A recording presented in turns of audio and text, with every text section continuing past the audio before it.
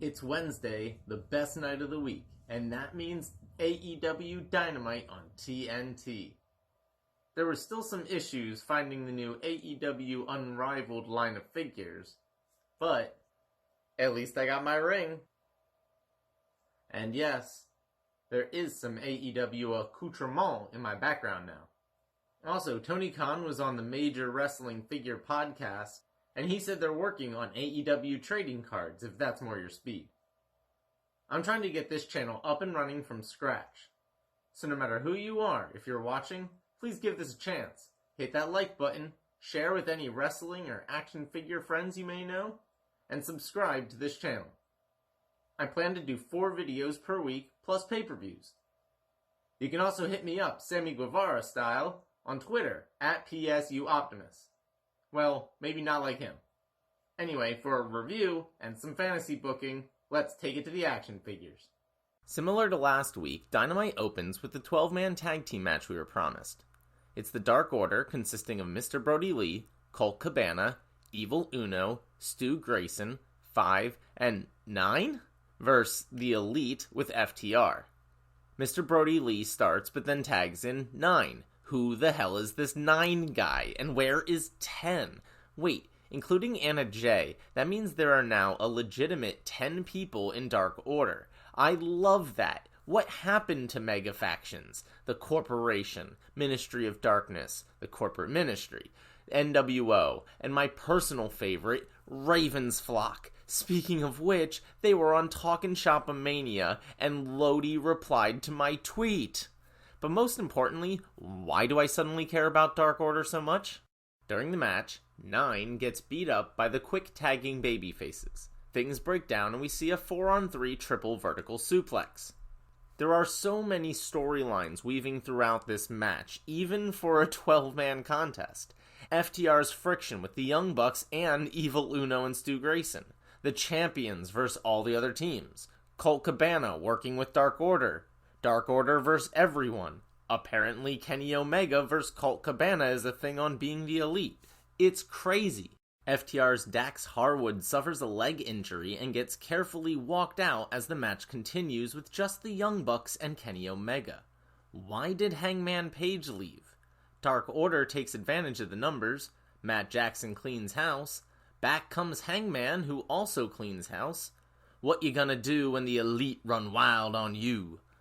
Mr. Brody Lee takes a double super kick snapdragon suplex combination and then gets set up for the buckshot lariat, but he ducks and ends up hitting Hangman with the discus lariat for the win. 10 finally comes out to the stage to celebrate with Dark Order. Here's my fantasy book. Let the Dark Order run roughshod all over AEW. Have Mr. Brody Lee win a title. Have one of their tag teams win those belts. Have everyone in there look like monsters to elevate them. That way, when they're finally brought down, it will instantly give the rub to any of the wrestlers who defeat them. And the storyline of AEW being saved is packed with intrigue. I'm still working on getting my Kenny Omega and Young Bucks figures. You can follow my misadventures trying to find them over on Twitter at PSUOptimus. Jon Moxley cuts a promo from some steps about his match tonight. He has a lot of demons. Early in his career, people who cared about him tried to advise him against all the stupid stuff he did. In many cases, he should have listened. So he gets Darby's ambition going for the title. But now, he's the voice of reason. And he's concerned for Darby because he doesn't know when to stop. Last time, he nearly broke Darby's neck. Moxley doesn't want that on his hands. He likes Darby. He respects Darby. But when Darby signed that contract, he became just another opponent. Moxley just hopes, when it's time to stay down, that Darby stays down, because he wouldn't have. Tonight's main event is my fantasy book. These are 2 of my absolute favorites in AEW, and I just want to see them go at it.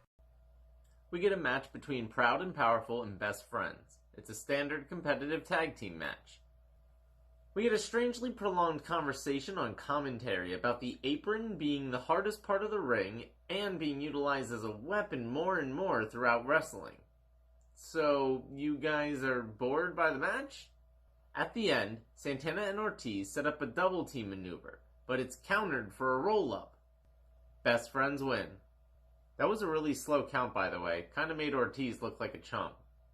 Seeing as it's Super Wednesday, we get some special words from the campaign headquarters of MJF. He immediately fires a guy for giving him terrible gum. Turns out they're making posters and buttons. MJF notices that Lee hung up a poster and it's not level. He yells at a female intern for not smiling enough and then gets a lackluster chant of his slogan from his staff. Someone asks, "What if Darby wins tonight?" He perfectly responds, "Oh, the 125-pound emo kid? Yeah, that would suck to have to wrestle him for the world title." Matt Hardy cuts a promo in the ring. He says he wants to introduce us to the multiverse of Matt Hardy, but the fans just want to see him be him, so that's what he's gonna do. And off screen, he's gonna give back to the younger guys like Private Party. Unfortunately, Sammy Guevara didn't want his help. Suddenly, Sammy sneaks out from underneath the ring, but Matt knew you'd come. They fight around the ring, and Matt puts Sammy through a table. Sammy fights back, putting Matt on another table, and then throws a chair right at his face. Then, he does an amazing double flip off the stage through the table, and there is blood everywhere. Santana and Ortiz are out in the parking lot now, busting up Trent's mom's van. They spray paint Sue on the hood and put an X over it. What did Trent's mom ever do to deserve this? The rest of Dark Order, John Silver and Alex Reynolds, that's 3 and 4, come out to take on Matt Cardona, the former Zack Ryder and action figure legend, and Cody with Arn Anderson. Taz is complaining that Ricky Starks and Brian Cage have been banned from the arena tonight. Cardona with the hot tag as commentary is talking about AEW being the place for opportunities. Cody gets hurt and suddenly Matt's at a disadvantage. But eventually he hits the radio silence, the former Rough Rider, for the win. Scorpio Sky glares at Cody in the tunnel as they pass. If you watched my reactions to AEW Dark last night, Sky gave an impassioned promo about getting overlooked. He taps Cody's TNT title, and I'm guessing we're getting that match next week. That should be a good match, but this open challenge is starting to get a little stale. For my fantasy book, after Scorpio Sky, they need to finally do this new 4 Horsemen idea. Then Cody can cheat to desperately hold on to the belt instead of overcoming each week. Best friends are in the parking lot with Sue's trashed van. Chucky T says Proud and Powerful turned him into a liar because he promised Sue he'd take care of that van. Trent says Santana and Ortiz can do whatever they want to them, but you do not touch his mom's van. If they wanted a rematch so bad, all they had to do was ask. Now, if Proud and Powerful lose, they'll have to personally apologize to Trent's mom on speakerphone. I like how they take this serious thing and still put a funny twist on it. Alright, are you ready? 'Cause it's time for the debate between Orange Cassidy and Chris Jericho. At the start, they have perfect cable news style graphics, subliminally hinting at a USA vs. Canada angle. Our guest moderator is none other than Eric Bischoff. He's back! And better than ever. Holy shit! Holy shit! Holy shit! This is the first time he's been on TNT in 20 years. That would be the summer of 2000.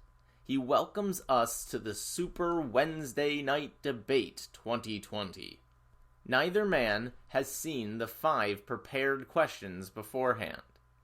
Out comes Orange Cassidy, followed by Chris Jericho. Jake Hager is carrying his ruined $7,000 jacket. Question 1. Why do Chris Jericho and Orange Cassidy hate each other so much? Well, Jericho starts by saying he's not impressed by Orange Cassidy's appearance, so Cassidy adds a clip-on tie. That makes Jericho despise him even more. He thinks Cassidy is a joke, a ginger jackass, a flash in the pan that nobody cares about. Cassidy refuses to respond. Question 2. Who is the better wrestler? And who is the bigger star? Easy. It's Chris Jericho, Le Champion, the Demo God. He's held 50 titles around the world. The only title Cassidy ever held is biggest slacker in his high school yearbook. If they went to high school together, Jericho would have bullied Cassidy, that nerd. Orange still doesn't respond. Question 3 is interesting. Global sea levels have been rising over the past century. The rate has increased in recent decades. What are your thoughts on this serious global situation? Jericho's confused and thinks this is a joke question, but Orange clears his throat and rattles off an epically eloquent, well-crafted response with data and figures to back up his argument that we need to save our coastal communities. Oh my god, I loved this. Question 4. Why is Orange Cassidy so popular? Jericho says that Cassidy is the epitome of every smart fan watching at home. He's lazy, arrogant, entitled, and a pimple on the ass of pro wrestling. But next week, he's gonna pop that pimple. And when he does, Orange is gonna owe him $7,000 and he'll have to quit the business. Orange goes back to not responding. The 5th and final question. Why does this rematch mean so much to both of you? Orange interrupts Jericho with a huge "shut up" out of nowhere. He says he knows what Jericho is doing here. He challenged a guy who doesn't talk to a debate. That's pretty smart, trying to embarrass him. But he's not embarrassed, because he doesn't care. However, he does care about the match next week. It's the biggest match of his life. But it's also the biggest match of Jericho's life. Because can you imagine the Chris Jericho losing to a guy that puts his hands in his pockets? Look into Orange Cassidy's eyes, and you'll see a man that's going to embarrass you, Chris, and beat you. We have never seen this side of Orange Cassidy. Eric Bischoff declares Orange Cassidy has walked away with this debate. Jericho is incensed. He hasn't liked Bischoff for 22 years. Actually, it's been 24, and Bischoff knows exactly how Chris feels. Defeated, Jericho sicks Jake Hager on Orange Cassidy. They beat him up with a Judas Effect elbow until best friends make the save. No fantasy book per usual, Chris Jericho is flawless. Back with Britt Baker in a Bulls jersey, is that Lil Hobbs from Dark in her entourage? After careful consideration, Britt has decided that her assistant, Reba, will be the one to take on Big Swole tonight for a shot at her.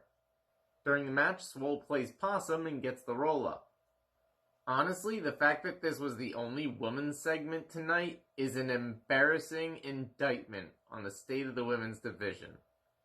I try to defend it, but it's looking pretty bad. Luckily, the tag team tournament should be a much better showcase.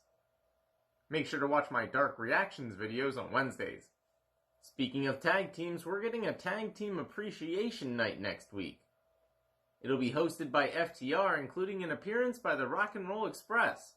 There's also going to be some type of segment involving Arn Anderson and Tully Blanchard. Do we finally get the Four Horsemen? Our main event is for the AEW World Championship between Jon Moxley and Darby Allin. Darby comes out wearing a cheap Jon Moxley mask. Moxley comes out through the crowd per usual. Moxley rips off the mask. They slap each other, causing Darby to start the match bleeding. They battle onto the stage and Darby gets thrown off, nailing the ring post. Is this no DQ? I'm not sure, but we almost had 2 knockouts. Maybe this is Raw Underground rules? Wardlow distracts the ref as MJF nails Moxley with the world title, but Darby doesn't make the cover. He hits a coffin drop, but Moxley kicks out. He goes for a second, but this time, Moxley counters into a chokehold. Mox delivers a devastating-looking pile driver, but Darby kicks out. So he tries the paradigm shift and picks up the win. Alluding to the respect he claimed to have earlier, a bleeding Moxley consoles Darby after the match. MJF is pissed backstage. In an online exclusive, we also saw Moxley say that one day Darby Allin is going to be a world champion. As always, I'm biased, but I thought this was another great episode of Dynamite. The wrestling was a bit lackluster compared to usual, but I am loving the Rise of the Dark Order. The main event was great between two of my favorites, and that debate was straight fire. Was I sports entertained? I'd have to say this gets a big ol' Orange Cassidy thumbs up. Well, that will do it for tonight. If you enjoy my content again, please do all the normal YouTube stuff. Like, share, subscribe. Spread the word about my videos on this channel. Come talk to me over on Twitter at PSUOptimus or on Instagram at WrestlingOptimus. Check back for another action figure review of SmackDown, and I'll catch you later.